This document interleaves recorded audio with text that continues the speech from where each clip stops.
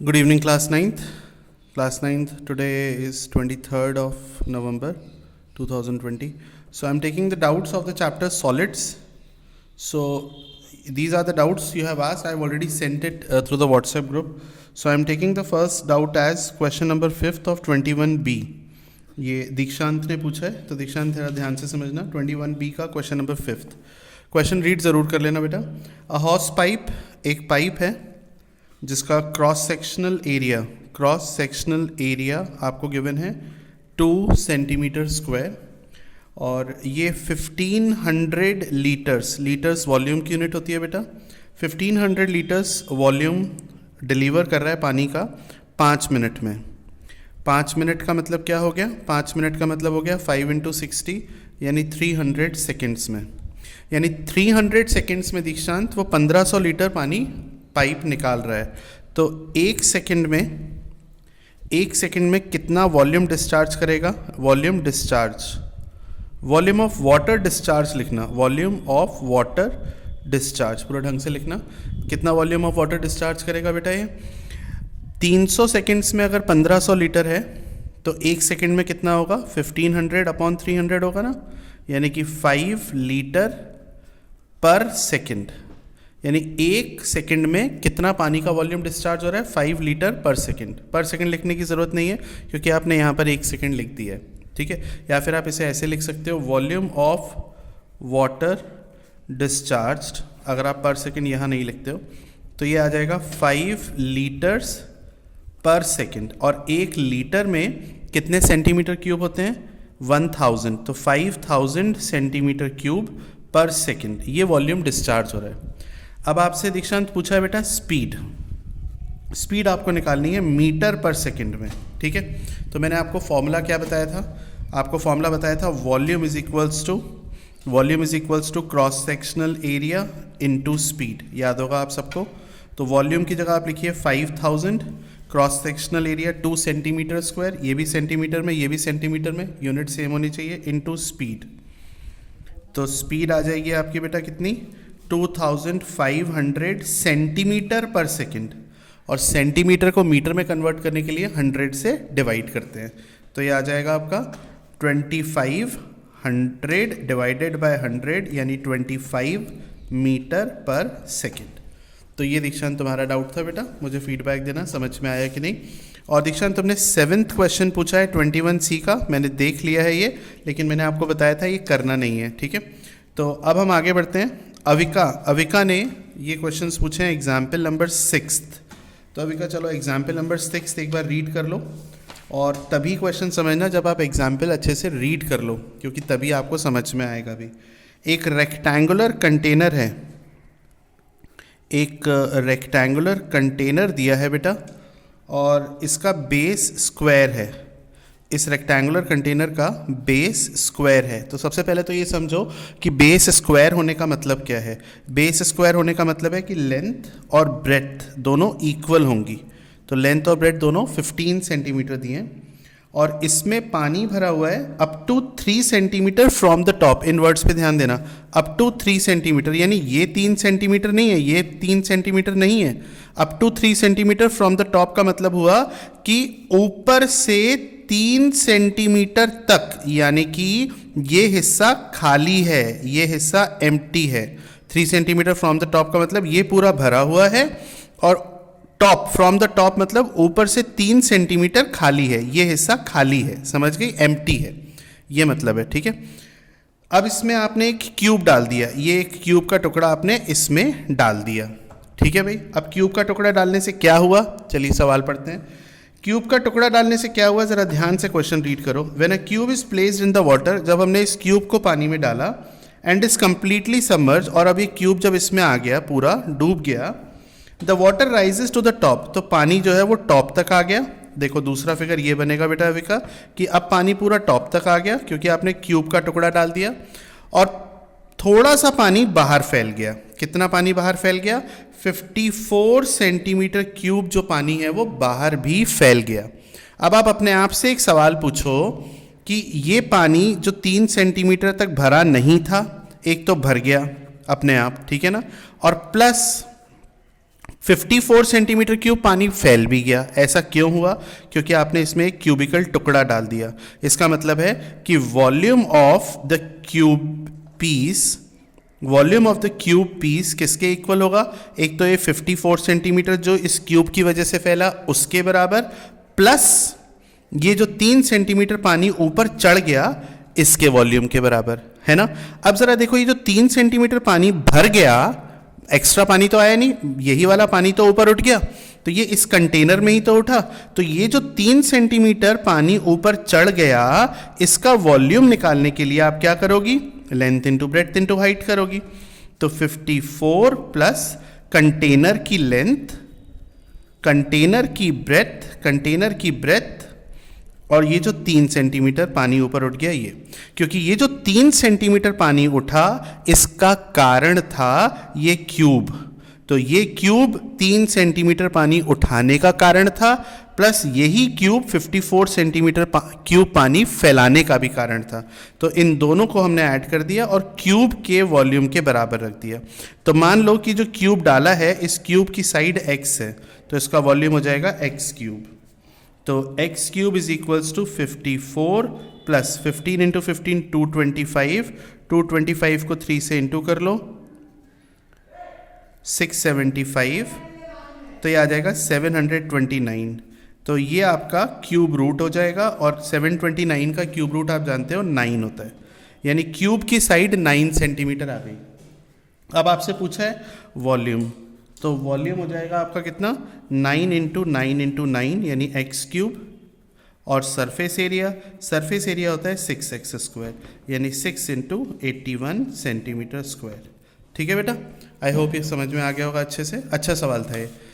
तो क्यूब का टुकड़ा डालने की वजह से, एक बार और सुन लो, क्यूब का टुकड़ा डालने की वजह से एक तो कंटेनर में पानी 3 सेंटीमीटर ऊपर उठ गया, तो इसका वॉल्यूम होगा length into breadth into height, plus 54 centimetre cube पानी फैल गया, ये भी वॉल्यूम है, ये भी वॉल्यूम है, और इन दोनों का जो रीज़न है, कारण है, वो है क्यूब का टुकड़ा। तो क्यूब के टुकड़े का वॉल्यूम इन दोनों वॉल्यूम के सम के इक्वल हो गया।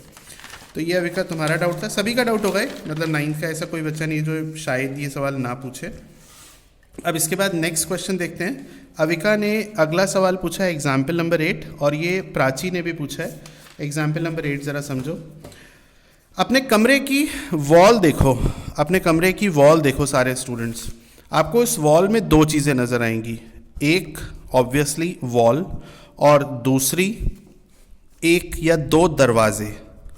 ये अब आप देखो कि जो ब्रिक्स आपने लगाई हैं वो ब्रिक्स कहाँ लगी हैं? वो ब्रिक्स ऑब्वियसली वॉल पर लगी हैं, डोर पर नहीं लगी। यानी जब हम ब्रिक्स की बात करते हैं तो हमें वॉल के एरिया में से डोर का एरिया माइनस करना होगा, क्योंकि जिस पोर्शन में, जिस एरिया में डोर लगता है उधर ब्रिक्स का यूज़ नहीं होता। ये जानकारी होनी ज़रूरी है। अब सवाल पढ़ते हैं, हाउ मेनी ब्रिक्स। तो सबसे पहले हमसे क्या पूछा है? नंबर ऑफ ब्रिक्स पूछिए। ये क्वेश्चन है, हाउ मेनी ब्रिक्स, और ब्रिक्स का साइज आपको दिया हुआ है 20 सेंटीमीटर, यूनिट पे ध्यान देना, metre centimetre, by 16 centimetre by 8 centimetre. ये ब्रिक का साइज हो गया। Will be required, number of bricks आपसे पूछिए, टू बिल्ड अ वॉल, एक वॉल आपको बनानी है। वॉल का साइज है 30 मीटर लॉन्ग, 0.3 मीटर थिक और 5 मीटर हाई। ये वॉल है। अब एक बार फिर से मेरे कहने पर अपने कमरे की किसी भी दीवार को देखो, आपको उस दीवार में लेंथ और हाइट नज़र आएगी, और वो दीवार थिक तो डेफिनेटली होगी ही होगी। यानी कि जो ब्रिक्स लगी होंगी वो लेंथ वाइज और हाइट वाइज लगी होंगी, लेंथ वाइज और हाइट वाइज, इस तरीके से, है ना, ऐसे करके ऐसे। तो उस वॉल का एरिया जब आप निकालोगे तो लेंथ इनटू ब्रेथ नहीं लोगे। आप अपने कमरे की दीवार को एक बार देखो, आपको साफ नजर आएगा कि उस एरिया में लेंथ है और हाइट है। गौर से सुनो मेरी बात, लेंथ और हाइट। तो एरिया ऑफ वॉल निकालते हैं सबसे पहले हम। क्या होगा area of wall? Length into height. Length है 30 और हाइट हो गई 5, तो 30 इंटू 5 150 मीटर स्क्वायर। ठीक है, यूनिट पे ध्यान देना। ये 30 इंटू 5 यानी 150 metre square area of the wall आ गया। अब हम निकालेंगे area of the wall minus door. तो 150 माइनस एक दरवाजे का एरिया होगा, दरवाजे की लेंथ और ब्रेड्थ 3 है, 2.5 इंटू 1.2, और दो दरवाजे हैं तो इंटू 2, इसे माइनस करके आ रहा है 144 मीटर स्क्वायर। तो बच्चों ये क्या है, इसे ध्यान से अपने आप को बताओ। ये हो गया पूरी दीवार का एरिया, ये भी दीवार का एरिया है माइनस डोर का एरिया, मतलब दीवार के एरिया में से जब हम डोर का एरिया माइनस कर देंगे तो ये वो एरिया है जिसमें हमें ब्रिक्स लगानी है। इस एरिया में हमें ब्रिक्स लगानी है, तो ये दीवार का एरिया आ गया। अब निकाल लो वॉल्यूम ऑफ वॉल। तो वॉल्यूम क्या होता है आपको पता है, वॉल्यूम होता है एरिया, क्योंकि आप वॉल का एरिया तो निकाल चुके हो, इनटू थिकनेस, है ना भाई।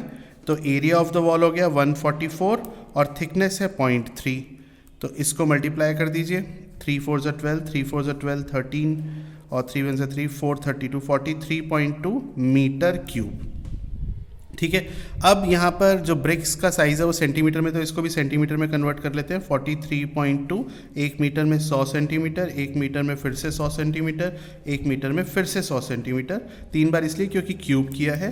तो 432 1 2 3 4 5, तो इतना सेंटीमीटर क्यूब आ गया वॉल्यूम ऑफ वॉल।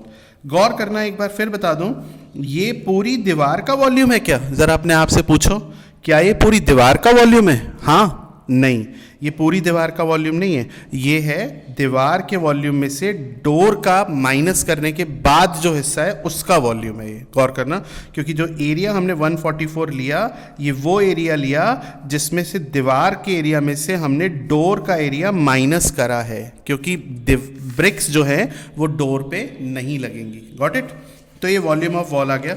अब जब आप किसी दीवार में ब्रिक लगाते हो तो सीमेंट भी तो लगाओगे, तो सीमेंट भी तो उस वॉल्यूम में से कुछ हिस्सा खा जाएगा, यानी कि सारा का सारा ब्रिक्स तो खाएंगी नहीं, कुछ ना कुछ इस वॉल्यूम में से कुछ ना कुछ वॉल्यूम तो सीमेंट भी खा जाएगा। एक ईंट के ऊपर सीमेंट लगता है, फिर ईंट, फिर एक ईंट के ऊपर सीमेंट लगता है, फिर, तो कुछ ना कुछ वॉल्यूम तो सीमेंट भी खा जाएगा। तो क्वेश्चन पढ़ो और देखो कि इस वॉल्यूम ऑफ वॉल का कितना वॉल्यूम सीमेंट ने खा लिया है। तो बचा हुआ वॉल्यूम कौन खाएगा? ब्रिक्स खाएंगी।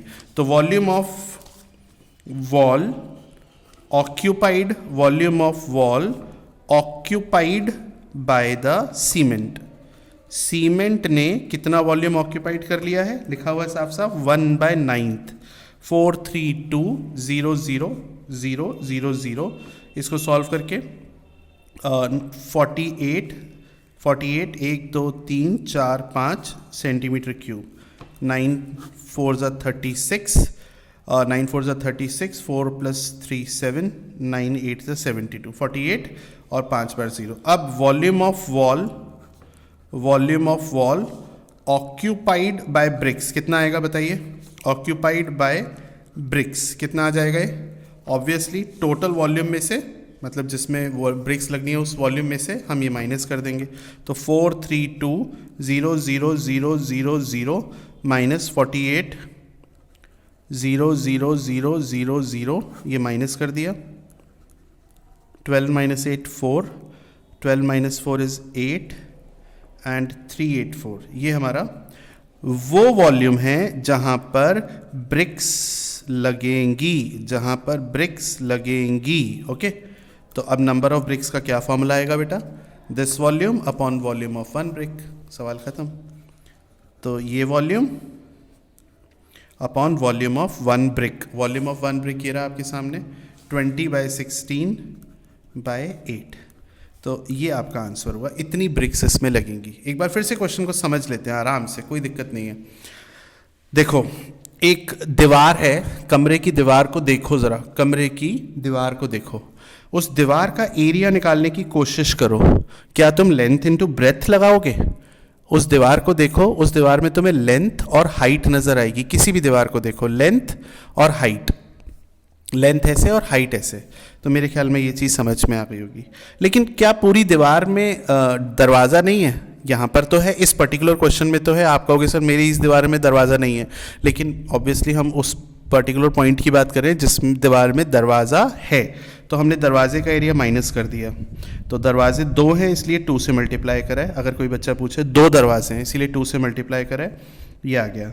अब वॉल्यूम ऑफ वॉल आ गया एरिया इनटू थिकनेस, क्योंकि दीवार मोटी भी तो होगी, दीवार मोटी भी तो होती है, इतनी चौड़ी, चौड़ी को यहाँ पर थिकनेस कह रहे हैं, ठीक है। तो थिकनेस हो गई 0.3, ठीक है। आई होप ये क्लियर होगा क्वेश्चन। एग्जाम्पल नंबर 8 हो गया।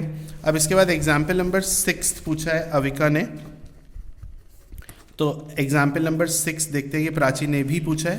तो आइए एग्जाम्पल नंबर 6, हाँ एग्जाम्पल नंबर 6 तो we have already done. Example number 8 we have done. Example number 9th, so example number 9th एक बार रीड कर लीजिए। ये एग्जाम्पल 9th जो है, एग्जाम्पल 9th भी हमने कर लिया। एग्जाम्पल नंबर 8th ये प्रथम ने भी पूछा है। The sum of length breadth and height of cuboid, length breadth और हाइट का जो सम है ये आपको दिया हुआ है 19 सेंटीमीटर। और लेंथ ऑफ डायगोनल, डायगोनल मैंने आपको बताया था कि क्यूबॉइड के केस में डायगोनल की लेंथ होती है √L² + B² + H², याद है ना। ये आपको दिया हुआ है 11, तो L² + B² + H² आ जाएगा 121। आपसे सरफेस एरिया पूछा है। सरफेस एरिया का फॉर्मूला होता है 2 ब्रैकेट में LB + BH + HL, याद होगा फॉर्मूला। तो यहाँ पर L, यहाँ पर ये फॉर्मूला लगा दीजिए A + B + C का होल स्क्वायर। कई स्टूडेंट्स को याद होगा, कईयों को नहीं होगा। A² + B² + C² + 2AB + BC + CA, ठीक है ना बेटा। तो ये फॉर्मूला अप्लाई कर दो। तो L + B + H का whole square equals to L² + B² + H² + 2 bracket में LB + BH और + HL, यही आपका सरफेस एरिया है। सिंपल, आ गया ख़त्म। तो L + B + H दिया हुआ है 19 का whole square. L² + B² + H² आ गया 121 + 2 ब्रैकेट में LB + BH + HL। तो 19 का स्क्वायर होता है 361 माइनस का 121 इक्वल्स टू 2 ब्रैकेट में LB + BH + HL। This is the surface area.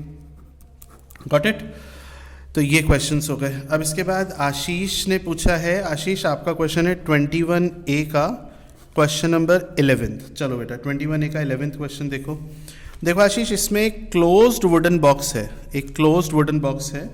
इसकी एक्सटर्नल लेंथ आपको दी हुई है 27 सेंटीमीटर, एक्सटर्नल ब्रेथ दी है 19 सेंटीमीटर और एक्सटर्नल हाइट दी है 11 सेंटीमीटर और थिकनेस है 1.5। देखो आशीष, ये थिकनेस होती है। देखो बेटा, ये थिकनेस है, ये थिकनेस है, ये थिकनेस है और ये क्लोज्ड बॉक्स है, ठीक है ना। तो इंटरनल लेंथ क्या आएगी 27 माइनस 1.5। आशीष ये माइनस होगा, 1.5 ये माइनस होगा, तो ये आपकी इंटरनल लेंथ आएगी, यानी 27 माइनस 3 24। दोबारा समझा दूँ आशीष, 1.5 और 1.5 3, इसलिए 3 माइनस करा है। और इंटरनल ब्रेथ 19 माइनस 3 16 सेंटीमीटर, इंटरनल हाइट 11 माइनस 3 यानी 8 सेंटीमीटर। अब सबसे पहले आपसे पूछा है volume of would. Volume of would होता है बेटा external volume minus internal volume. तो ये तो आप निकाल ही लेंगे, 27 × 19 × 11 माइनस 24 × 16 × 8 सेंटीमीटर क्यूब। मान लीजिए आशीष ये 500 आ गया, मतलब मैं अभी कर नहीं रहा हूँ, मल्टीप्लाई करके माइनस करके मान लीजिए 500 आ गया, मान लीजिए, ठीक है भाई, मान लीजिए, आया नहीं है। अब सेकेंड पार्ट में पूछा है आशीष cost of the box if the wood cost at the rate of, wood का कॉस्ट दिया 1.2 रुपीज़ पर सेंटीमीटर क्यूब, यानी 1 सेंटीमीटर क्यूब 1.2 रुपीज़ का है। तो टोटल कॉस्ट कितनी होगी बेटा, ये तो आप कर ही लोगे। जो तुम्हारा टोटल वॉल्यूम आया 500 आया नहीं है, दोबारा बोल रहा हूँ भाई, ये सिर्फ मैंने बस लिख दिया है समझाने के लिए, इंटू 1.2, ये आ गई टोटल कॉस्ट। और थर्ड पार्ट में पूछा है बेटा नंबर ऑफ 4 सेंटीमीटर बॉक्स, कितने 4 सेंटीमीटर के बॉक्स इसमें आ सकते हैं। तो आशीष बॉक्स कहाँ रखोगे, बॉक्स तो आप अंदर ही तो रखोगे, यहाँ पर अंदर। तो नंबर ऑफ 4 सेंटीमीटर बॉक्स के लिए आपको फॉर्मूला लगाना पड़ेगा बेटा internal volume upon volume of 1 small box. याद रखना इंटरनल वॉल्यूम लेना है, क्योंकि जो डब्बे आपको रखने हैं, जो भी सामान आपको रखना है वो अंदर ही तो रखोगे। तो इंटरनल वॉल्यूम कितना हो गया 24 इंटू 16 इंटू 8, मल्टीप्लाई पूरा एक साथ मत करना। क्यों मत करना बताता हूँ, बहुत अच्छी बात बताने वाला हूँ, ध्यान से सुनना। क्योंकि देखो 24 4 से कट रहा है, ठीक है। अगर ये 25 होता तो भी आप इसे 6 ही लेते, याद है ना एक सवाल बताया था। और इत्तफाकन 16 भी कट रहा है, इत्तेफाक से 8 भी कट रहा है, याद रखना।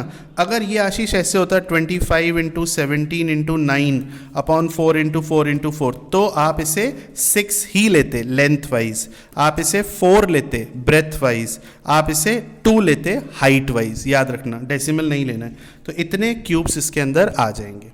तो स्टूडेंट्स ये आप लोगों के डाउट्स थे पूरे जो मैंने आज क्लियर किए हैं। अच्छा, अब इसके बाद एक टॉपिक, एक चीज़ और रहती है, वो है परसों की जिन स्टूडेंट्स की क्लास छूट गई थी, ऋतिक से कल मैंने प्रॉमिस किया था समझा दूंगा। क्रॉस सेक्शन वाला टॉपिक आप लोगों को और बताना है। तो ऋतिक ज़रा देखना क्रॉस सेक्शन, और कुछ स्टूडेंट्स का और छूट गया था। क्रॉस सेक्शन क्या होता है? क्रॉस सेक्शन का मतलब होता है फेस जो आपको नज़र आता है, फेस जो आपको नज़र आता है, ठीक है। तो बेटा अगर मान लो आप एक पाइप को ज़रा देखना ऋतिक उठा के अपने घर में, जो भी पाइप हो, अगर आप उस पाइप का फेस देखोगे तो आपको वो सर्कल नज़र आएगा, ये उसका क्रॉस सेक्शन है। लेकिन पाइप सर्कल शेप का होता है? नहीं, पाइप तो सिलेंडर शेप का होता है। लेकिन जो उसका फेस है वो सर्कल शेप का नज़र आएगा। तो जो फेस है, चेहरा है, उसे बोलते हैं क्रॉस सेक्शन, उसको बोलते हैं क्रॉस सेक्शन। तो जो बी एक्सरसाइज है बेटा उसमें क्रॉस सेक्शन से रिलेटेड क्वेश्चन है। अब जैसे मान लो बेटा ये एक हमने फिगर बनाया, ये देखिए, ये हमने एक फिगर बनाया इस तरीके से, और ये किसी फिगर का क्रॉस सेक्शन है। ये पीछे कितना गहरा है, पीछे इसकी कितनी लंबाई है, ये मेंशन नहीं है। इमेजिन करने के लिए, इसको समझाने के लिए, हो सकता है तुम्हें समझ ना आया हो। मान लो कि ये ऋतिक एक पाइप का मुंह है, यानी फेस है।